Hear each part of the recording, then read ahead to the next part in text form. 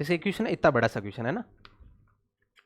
Question क्या है, 12 अगस्त 2025 तक राष्ट्रीय सुपर कंप्यूटिंग मिशन एनएसएम के संबंध में निम्नलिखित में से कौन सा कथन सही है, और 4 कथन इन्होंने दे दिए हैं। ठीक है, तो क्या करेंगे अपन, ये डालेंगे नेशनल सुपर कंप्यूटिंग मिशन और पीछे क्या डाल देंगे, एनएसएम। ठीक है, बैक स्पेस कहाँ है सर इसका, वो P press information bureau, PIB. ये देखो पीआईबी आ गई, इस पर क्लिक करेंगे अपन। अगर आपको हिंदी समझ में आती है तो इसके नीचे हिंदी का भी ऑप्शन आएगा, नीचे ही नीचे आएगा, है ना। ऐसे नीचे जाओगे, ये सब कुछ सरकारी है। ये कौन जारी कर रहा है, भारत सरकार खुद जारी कर रही है। कौन कर रही है, तो हमें विश्वास करना चाहिए कि नहीं करना चाहिए भाई, भारत सरकार पे तो विश्वास करेंगे भाई, सीधी बात है। उस पर नहीं करेंगे तो किस पे करेंगे। तो आपको इंग्लिश समझ में नहीं आती, आप किस पे क्लिक करोगे, यहाँ पे नीचे हिंदी पे। चलो हिंदी आ गई, ऊपर क्या लिखा है और कब जारी हुई है ये, 28 अप्रैल 2025 को। एग्जाम कब था, कल 9 नवंबर को, है ना।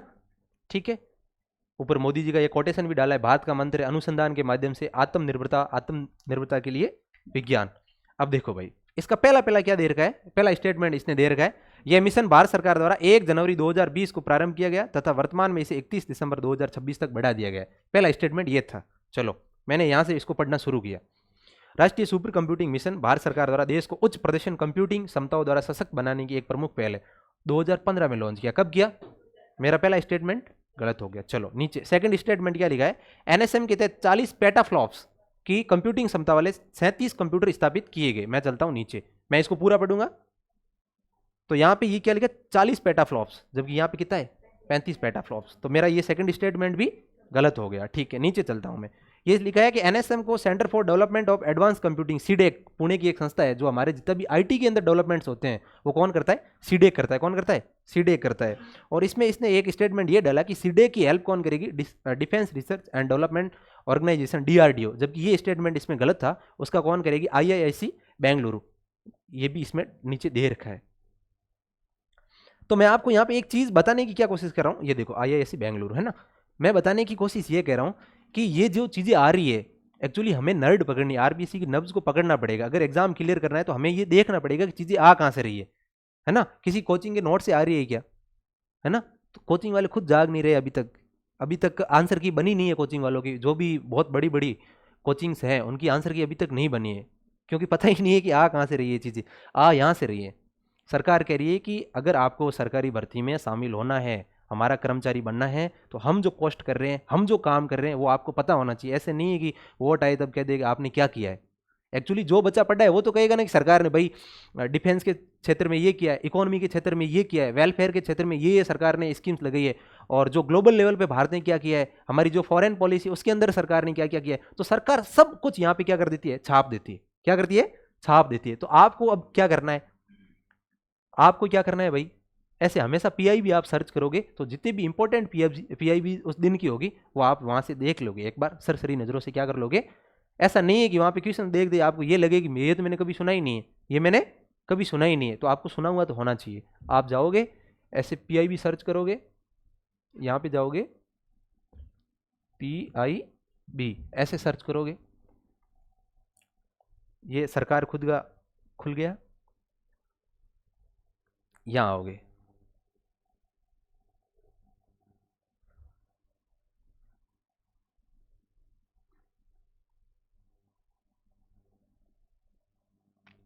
ये देखो लेटेस्ट प्रेस रिलीजेस क्या क्या किया है। Lok Sabha speaker urges all political party to uphold the dignity of legislative, कि भाई जितने भी पार्टीज हैं वो क्या करें, थोड़ी बहुत नैतिकता रखे। ऐसे नहीं है हाउस के अंदर आते ही आप बड़ा बड़ शुरू कर दो।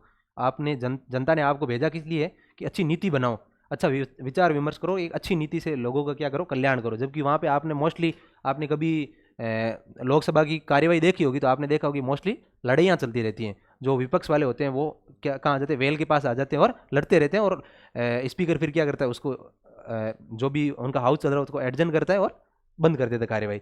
तो ये हमारे लिए काम करनी है ज़्यादा, इसको भी अपन सेलेक्टिव पढ़ेंगे। इंडिया श्रीलंका जॉइंट एक्सरसाइज मित्र शक्ति, इंपॉर्टेंट हो गया भाई, है ना।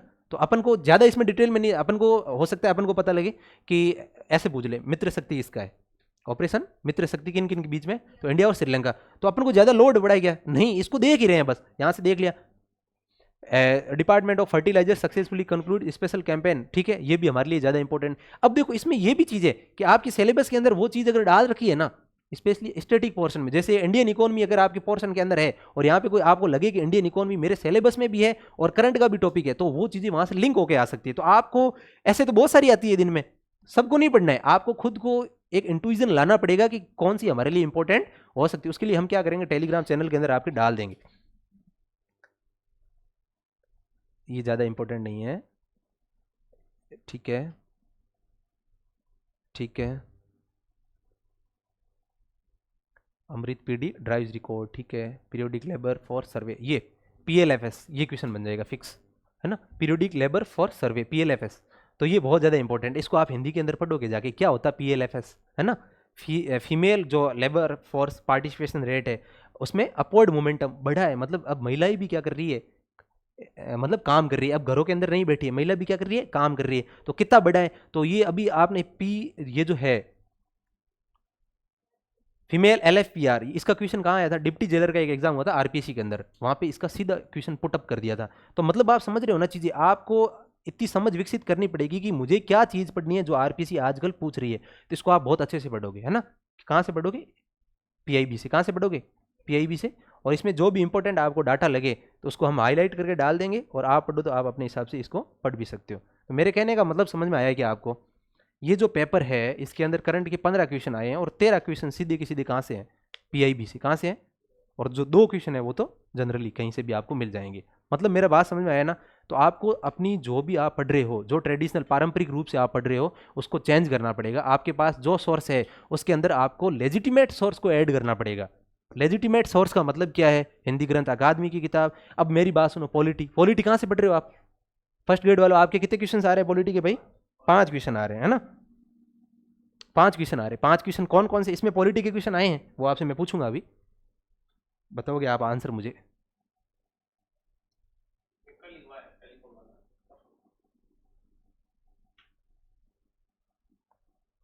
और करंट करंट जो मेनली बेसिस होता है सरकारी योजनाओं पे, किस पे, इंडियन इकोनॉमी आपके सिलेबस में या राजस्थान इकोनॉमी सिलेबस में दे रहेगा तो वैसे ही पढ़ना है आपको।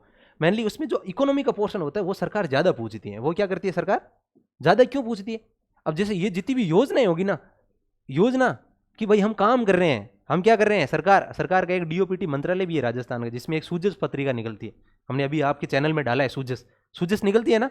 तो सरकार ये सब कुछ मार्केटिंग कर क्यों रही है, सरकार कह रही है कि हम काम कर रहे हैं, आप इन काम को देखो। भाई मैं पढ़ा रहा हूँ, ठीक है, मान लो मैं पढ़ा रहा हूँ लेकिन मुझे कोई देख ही नहीं रहा है, मुझे कोई कॉम्प्लीमेंट नहीं दे रहा, क्रेडिट नहीं दे रहा, तो मेरे पढ़ाने का कोई मतलब नहीं है। तो मैं चाहता हूँ कि ज़्यादा से ज़्यादा मुझे हाइप मिले, है ना। तो सरकार भी यही चाहती है कि ज़्यादा से ज़्यादा सरकार को क्या मिले, हाइप मिले। अपन बात कर रहे हैं पॉलिटी पे, आपके पास पॉलिटी के सोर्सेज वो भी बात करेंगे हम लोग। ये क्वेश्चन देखो, ये तो राजस्थान का हो गया, ये तो आप ये फैक्चुअल चीज़ें आप कर लोगे, कोई दिक्कत नहीं, इसमें ज़्यादा कोई वो है नहीं। ये क्वेश्चन 59 वाला क्वेश्चन पढ़ो आराम से, क्या है इसका आंसर,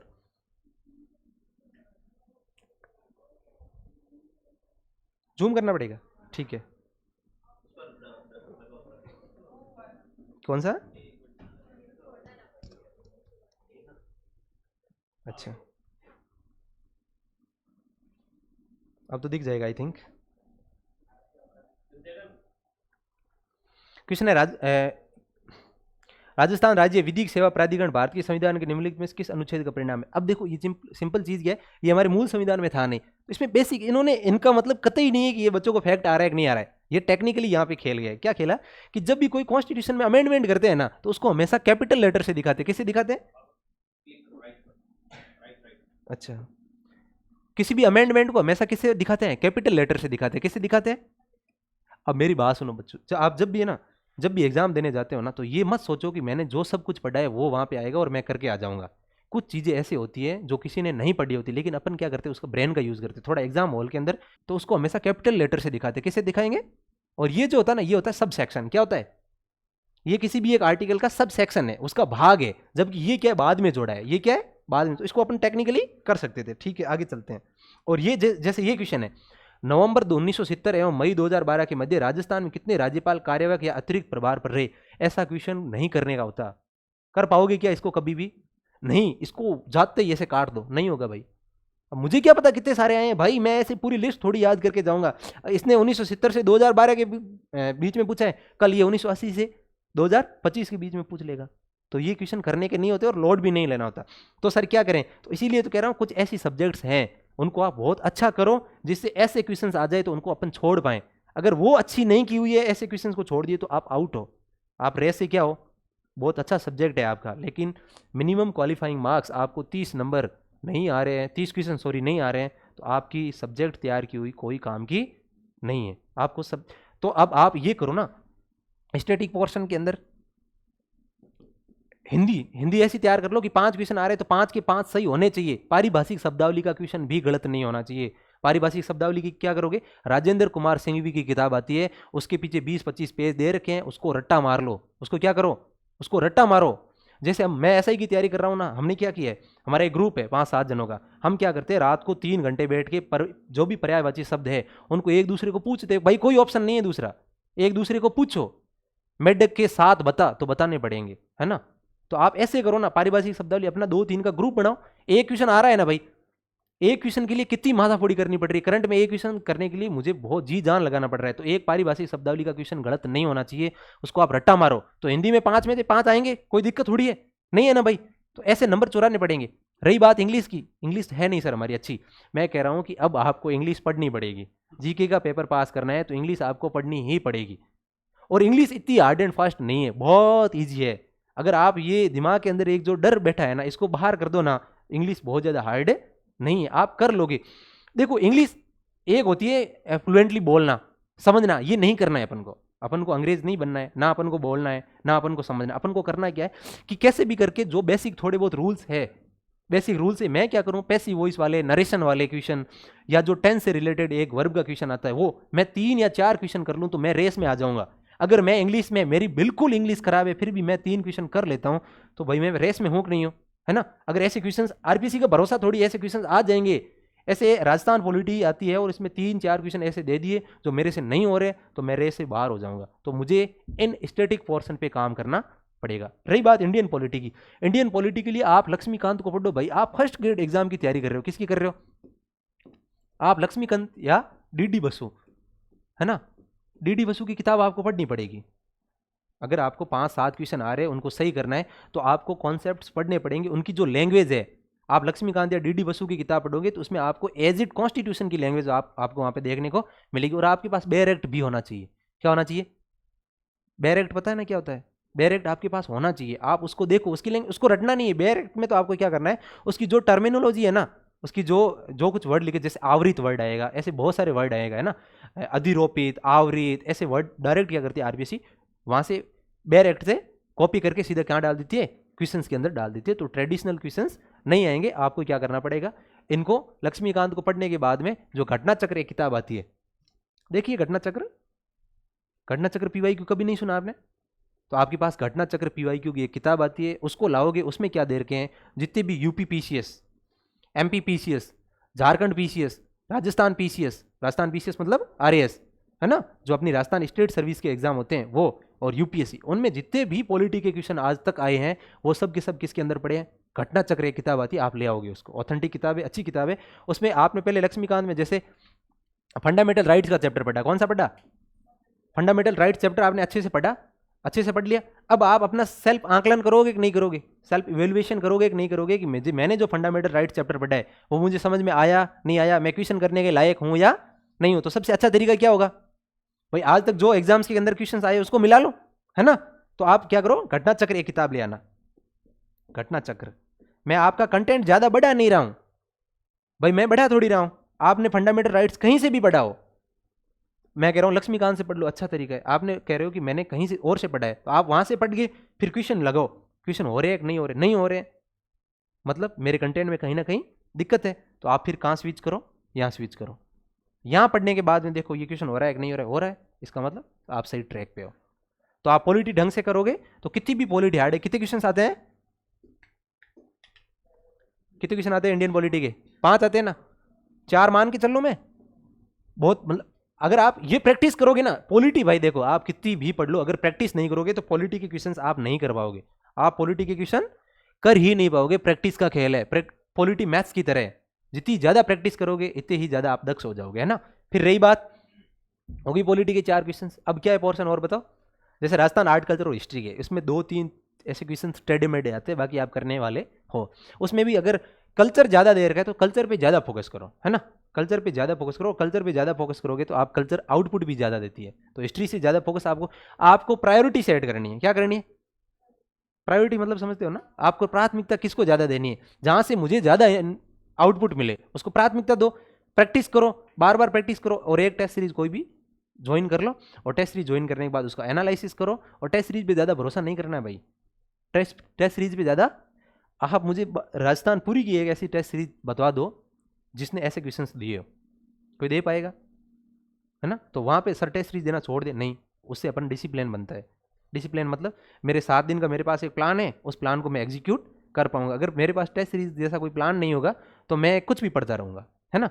मन आया तो ये कर लिया, मन आया तो, उसमें क्या प्रायोरिटी सेट नहीं होती। तो आप एक ओरिजिनल टेस्ट सीरीज को अच्छी ज्वाइन कर लो, और उसके बाद में अपने पास अच्छा कंटेंट रखो, अच्छी प्रैक्टिस करो, और आपको आउटपुट ऑब्वियसली मिलेगा। अब आपको कोई डाउट है तो पूछ सकते हो, नहीं तो अपन कंक्लूड करते हैं इसको। कुछ भी डाउट हो किसी भी रिगार्डिंग, अगर मेरे पास सामर्थ्य होगा तो मैं आपको बता दूंगा।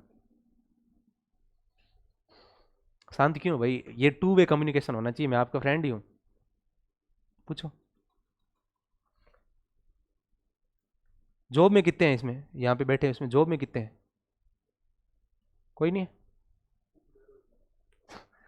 ठीक। और बेरोजगारी की दर बढ़ने वाली भी है ना।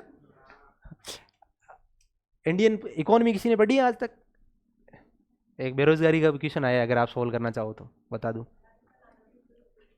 राजस्थान इकोनॉमी, वो तो सर्वे होता है, उसमें क्या पढ़ा है आपने? अच्छा, जी के आपने अभी शुरू किया है ना, तो आपके पास अच्छा भाई, अच्छा टाइम है, आप अच्छी किताबें पढ़ो। ये जो कोचिंग के शॉर्ट नोट्स होते हैं ना, उनको मत पढ़ो, ये दिमाग खराब कर देता है। इसमें क्या आदत गलत पड़ जाती है, होता है क्या है, अपन जब शुरुआत में 12th करके आते हैं या जब भी तैयारी स्टार्ट करते हैं तो कोचिंग के नोट्स पकड़ लेते हैं। वो समय होता है अपने को अच्छी किताबें पढ़ने का। फिर शॉर्ट पढ़ने की उनको अगर आदत पड़ गई ना, तो वो आदत कभी नहीं छूटेगी, वो छूटेगी ही नहीं, अपन वो नोट्स अट्रैक्ट करेंगे हमेशा। तो अभी आपकी ये जो उम्र है, अभी आपने शुरू किया ना, अच्छी किताबें पढ़ो भाई। अच्छी किताबें पढ़ेगी तो आपका जो दिमाग है वो डाइवर्स हो जाएगा, ऑटोमेटिक उसके अंदर थॉट्स आएंगे, अच्छे अच्छे थॉट्स, अच्छे अच्छे क्वेश्चंस बनाने अपने आप शुरू कर दोगे। अच्छी किताबें पढ़ो अभी से, कोचिंग के नोट्स नहीं फॉलो करना है। मैं है, अच्छा आपके पास फरवरी में वैसे आपका एग्जाम तो अधीनस्थ बोर्ड करवा रहा है ना, कोई दिक्कत नहीं, वो कोचिंग नोट से हो जाएगा। आप 9th-10th की जो आरबीएससी की किताब आती है ना, हाँ उस, आपने वीडियो का एग्जाम देखा ही है ना भाई, कोई था क्या एग्जाम, कुछ नहीं था ना भाई। जिसकी हिंदी इंग्लिश अच्छी है, मैथ्स अच्छी है, वो तो फोड़ के आएगा, सीधी बात, कोई दिक्कत उसमें है नहीं। मेरे पटवारी में 122 क्वेश्चन बच रहे हैं, कितने? 122 अच्छे क्वेश्चन है, हो जाएगा सिलेक्शन लगता है। हाँ इसमें नहीं, पटवारी का एग्जाम वीडियो का तो, हाँ अभी हुआ था ना वही, ठीक। वीडियो ठीक ठाक गया नहीं, 118 हो रहा है ना। मैथ्स पढ़ी नहीं मैंने, मैं ऐसा ही की कर रहा था, 118 बच रहे हैं। तो ये चीज़ है, तो आपके पास अभी अच्छा टाइम है, आप अच्छी से हिंदी ग्रंथ अकादमी की किताबें पढ़ोगे, है ना। उसके बाद में आप दिशा 2020 की किताब एक आती है, उससे आप क्या करो, उसको अगर आप लगा लोगे तो आपके अंदर एक कॉन्फिडेंस आ जाएगा कि जो क्वेश्चंस मैं पढ़ रहा हूँ, मतलब जो मैं चीज़ पढ़ रहा हूँ उसके क्वेश्चंस कर पा रहा हूँ या नहीं हूँ, एबल हूँ या नहीं हूँ, वो चीज़ आप करो। और अगर आपके पास लगता है कि आगे आपको first grade, second grade, RAS, इन चीज़ों को अगर आपको एग्ज़ाम क्लियर करना है तो आपको इन डेप्थ पढ़ना ही पड़ेगा, और सेल्फ स्टडी की हैबिट डालनी ही पड़ेगी। कोचिंग कितना भी आओ, अगर सेल्फ स्टडी के लिए 6 घंटे नहीं निकाल पा रहे हो, सिलेक्शन नहीं होगा, दैट्स इट। 6 घंटे आपको इंट्रोस्पेक्शन करना पड़ेगा, आत्म अवलोकन करना ही पड़ेगा आपको, है ना। इंट्रोस्पेक्ट करो, आप अंदर बैठ के झांको अंदर, है ना। ये चीज़ें हैं। ज्ञान ज़्यादा हो गया क्या आज? चलो, चलो इसको कंक्लूड करते। कोई डाउट कुछ तो पूछो यार, कोई भी प्रॉब्लम हो, कुछ भी, ऐसे बैठे हैं थोड़ा इंटरेक्शन करते हैं। इंग्लिश पढ़ाऊंगा मैं यहाँ पे, 1 2 4 क्लासें मैंने ली थी, अभी टाइम है नहीं मेरे पास एक्चुअली। फिर करेंगे कुछ जुगाड़ आपके लिए, बेसिक पढ़ाएंगे आपको। देखी क्या क्लास मेरी? सरोकार के चैनल पे मैंने क्लास डाली 3 4 इंग्लिश, है। हाँ यूट्यूब पे डाली थी मैंने, हाँ, देखी थी, देखना आज जाके, है ना। 2 4 ही क्लास डाली थी मैंने, फिर टाइम था नहीं मेरे पास। अभी क्या आरएस की एक वैकेंसी और आने वाली है, लगभग 650 पदों पर वापस, तो उसका थोड़ा टारगेट कर रहे हैं उसको। आरएस में कितनी सब्जेक्ट कितनी होती है पता है आपको? आरएस मेंस के अंदर 32 सब्जेक्ट्स होती हैं। कितनी? राजस्थान एकमात्र ऐसा पीसीएस है जिसके अंदर इतनी सारी सब्जेक्ट्स है। बाकी जितने भी पीसीएस होते हैं उनके अंदर क्या होता है, ऑप्शनल का सिस्टम होता है। एक सब्जेक्ट आप क्या रख सकते हो, ऑप्शनल। अगर आपका जियोग्राफी अच्छा है तो आप जियोग्राफी क्या कर लो, एक पूरा पेपर होगा आपका ऑप्शनल, जबकि ऐसा नहीं होता। मेंस का क्या सिस्टम होता है, थोड़ा सा आप मेंस बताता हूँ आपको आरएस का।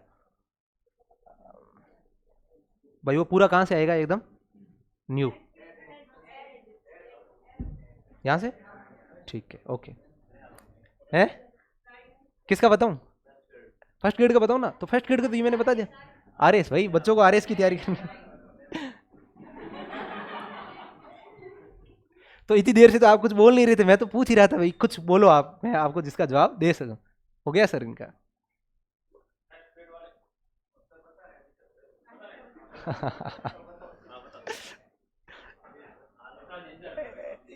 ये कह रहे कि हमें आरएस की तैयारी करनी है सर। आरएस की करनी है। आरएस में तीन, ये तीन